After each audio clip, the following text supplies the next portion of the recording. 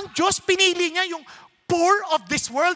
Yung poor of this world, not necessarily lamang yung mga mahihirap, kundi poor enough to understand that they need God. Kasi may mga mahirap na they don't think that they need the Lord.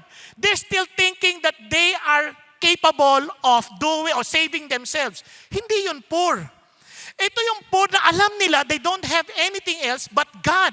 Kaya kahit mayaman yan, hanggat hindi nila nakitang pangailangan nila sa Diyos, hindi sila poor.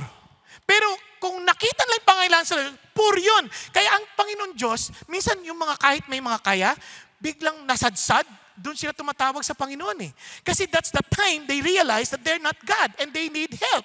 Marami sa atin, we're so helpless that we know there's no one else to help us but the Lord. Iba naman, okay lang. Talagang part ng buhay to. Kaya minsan hindi nila ma-realize kung gaano kahalaga ang Diyos sa buhay nila.